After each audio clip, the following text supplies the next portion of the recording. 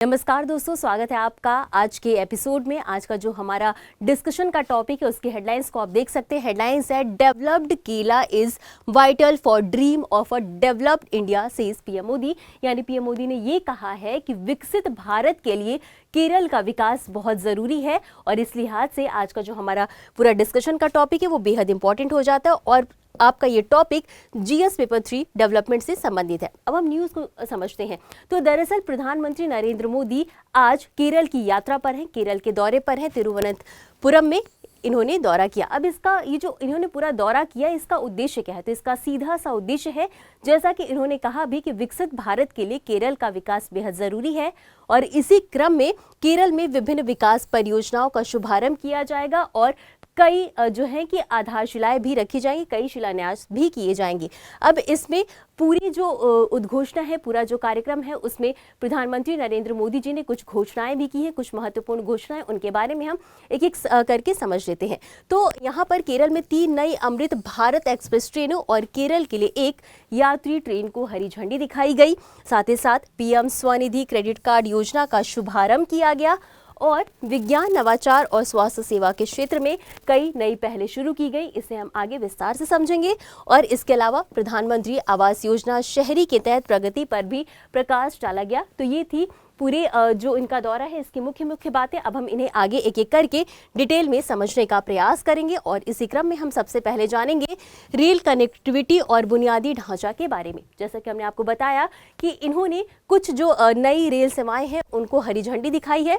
तो इसी क्रम में सबसे पहले हम बात करेंगे अमृत भारत एक्सप्रेस की, जिसमें शामिल है नागरकोइल मंगलुरु, तिरुवनंतपुरम, तंबरम और तिरुवनंतपुरम चारलापल्ली। इन तीनों एक्सप्रेस को हरी झंडी दिखाई गई है। इसके अलावा हमने बात करी थी कि एक यात्री ट्रेन को भी हरी झंडी दिखाई गई है, जो कि त्रिशूर और गुरुवायूर है और ये मुख्य रूप से तीर्थ यात्रियों के लिए है। अब इसका लाभ क्या होगा? तो सबसे पहला तो यही होगा कि यात्रा में सुगमता आएगी, साथ ही साथ पर्यटन को बढ़ावा मिलेगा। यानी कि जब कनेक्टिविटी अच्छी होगी तो जाहिर सी बात है पर्यटन को बढ़ावा मिलेगा और इससे क्या होगा कि जो पड़ोसी राज्य हैं केरल के, जिसमें कि आपका तमिलनाडु शामिल है, कर्नाटक शामिल है, इन क्षेत्रों से, इन राज्यों से बेहतर कनेक्टिविटी की सुविधा बढ़ेगी। जब कनेक्टिविटी की सुविधा बढ़ेगी तो लोग एक जगह से दूसरी जगह पे आराम से आवाजाही कर सकेंगे, संस्कृति को बढ़ावा दे सकेंगे और अर्थव्यवस्था को भी लाभ मिलेगा। इसके अलावा जब किसी क्षेत्र में विकास का कार्य होता है तो वहां के लोगों को जो है रोजगार के अवसर मिलते हैं, रोजगार सृजित होता है, साथ ही साथ व्यापार के अवसरों में भी वृद्धि देखने को मिलती है। तो अब ये तो हमने समझा रेल कनेक्टिविटी के बारे में। अब आगे बढ़ेंगे और अब चर्चा करेंगे पीएम स्वनिधि क्रेडिट कार्ड योजना के बारे में। तो इसका उद्देश्य क्या है? सबसे पहले तो यही समझ लेते हैं। तो इसका उद्देश्य है रेहड़ी पटरी वालों और फुटपाथ पर काम करने वाले लोगों को ऋण प्रदान करना, ताकि वो अपने कारोबार को, अपने कार्य को अच्छे से आगे बढ़ा सके। अब इसका कार्यान्वयन कौन करता है? तो इसका कार्यान्वयन किया जाता है आवास और शहरी मामलों के मंत्रालय के द्वारा और इस योजना को शुरू किया गया था 1 जून 2020 को। अब इसमें क्रेडिट सीमा की बात कर लेते हैं। तो इसमें जो प्रारंभिक ऋण है वो 15,000 रुपए का होता है। हालांकि इसे समय पर किस्त चुकाने पर आगे इसकी सीमा बढ़ाई जाती है और 25,000 और 50,000 तक भी इसमें ऋण मिलता है। अब इसका लाभ क्या है? तो इसका सीधा सा लाभ ये है कि बिना गारंटी के इन लोगों को ऋण मिलता है, जिससे कि वो अपने उनके जो व्यवसाय हैं उनको फिर से जीवित कर सके, उनको आगे बढ़ा सके। और इतना समझने के बाद हम आगे बढ़ेंगे और अब जानेंगे विज्ञान और नवाचार और स्वास्थ्य सेवा में जो भी बात हुई इसके बारे में भी हम डिस्कस कर लेते हैं।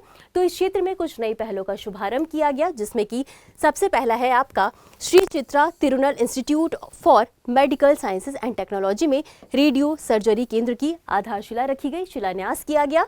इसके अलावा CSIR NIIST इनोवेशन, टेक्नोलॉजी और एंटरप्रेन्योरशिप हब का भी उद्घाटन किया गया। अब इन दोनों चीज़ों का शिलान्यास करने का लाभ क्या है? तो इसका सीधा सा लाभ है केरल राज्य में विज्ञान को बढ़ावा मिलेगा, नवाचार को बढ़ावा मिलेगा, साथ ही साथ स्वास्थ्य सेवा के केंद्र में भी बढ़ोतरी देखने को मिलेगी। इसके अलावा यहाँ पर केरल में चिकित्सा सुविधाओं तक पहुँच आसान होगी और सबसे इम्पोर्टेंट, इस एरिया में अनुसंधान और विकास को बढ़ावा मिलेगा। तो इसके इतना समझने के बाद हम आगे बढ़ेंगे और अब जानेंगे प्रधानमंत्री आवास योजना शहरी के बारे में, क्योंकि प्रधानमंत्री जी ने इसका उल्लेख किया था, इसकी प्रगति का उल्लेख किया था, तो इसके बारे में भी जानना जरूरी हो जाता है। तो इस योजना को शुरू किया गया था 2015 में। तो उस टाइम इसका उद्देश्य क्या था? तो इसका सीधा सा उद्देश्य था शहर और ग्रामीण क्षेत्रों के जो गरीब परिवार हैं उनको किफायती और पक्के आवास प्रदान करना। अब इसे शुरू किया गया था प्रधानमंत्री आवास योजना के रूप में, और उस टाइम इसके 2 घटक थे। पहला था शहरी क्षेत्रों के लिए PMAY शहरी और ग्रामीण क्षेत्रों के लिए PMAY ग्रामीण, जिसे कि PMAY U के शहरी वाले के लिए U से प्रदर्शित करते हैं और ग्रामीण क्षेत्रों के लिए PMAY G से इसे प्रदर्शित करते हैं। अब एक बार इसकी प्रगति को भी देख लेते हैं। तो इन्होंने चर्चा किया कि देश भर में 4 करोड़ से अधिक घर बनाए गए इस योजना के तहत। साथ ही साथ शहरी गरीबों के लिए 1 करोड़ से अधिक पक्के घर बनाए गए और केरल में ही लगभग 12 लाख शहरी गरीब परिवारों को स्थायी घर प्रदान किया गया। और इतना समझने के बाद हम आगे बढ़ेंगे और इस पूरी घोषणा में उन्होंने कुछ अन्य कल्याणकारी योजनाओं के बारे में भी चर्चा की, तो उसे भी हम एक बार समझ लेते हैं। तो इन्होंने ये कहा प्रधानमंत्री मोदी ने कि पिछले 11 वर्षों में करोड़ों नागरिकों को बैंकिंग प्रणाली से जोड़ा गया है, यानी कि वित्तीय क्षेत्र में भी प्रगति देखने को मिली है। इसके अलावा गरीब, SC, ST, OBC, महिलाएं और मछुआरों के लिए बैंक ऋण जो है वो आसान कराया गया।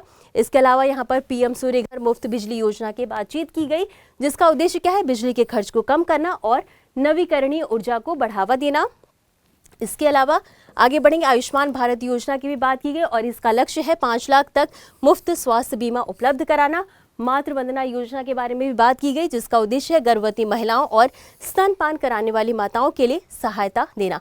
आप इन सभी योजनाओं को एक बार विस्तार से पढ़ लीजिएगा, विस्तार से समझ लीजिएगा। तो ये था आज का हमारा पूरा डिस्कशन का टॉपिक और इसी के साथ हम आगे बढ़ेंगे और अब देख लेंगे इससे संबंधित एक अभ्यास प्रश्न को। प्रश्न है, निम्नलिखित में से कौन सी योजना भारत में स्ट्रीट वेंडर्स को वित्तीय सहायता प्रदान करने पर केंद्रित है? आपके ऑप्शंस हैं A प्रधानमंत्री आवास योजना, B आयुष्मान भारत योजना, C PM स्वनिधि योजना या D प्रधानमंत्री सूर्य घर मुफ्त बिजली योजना।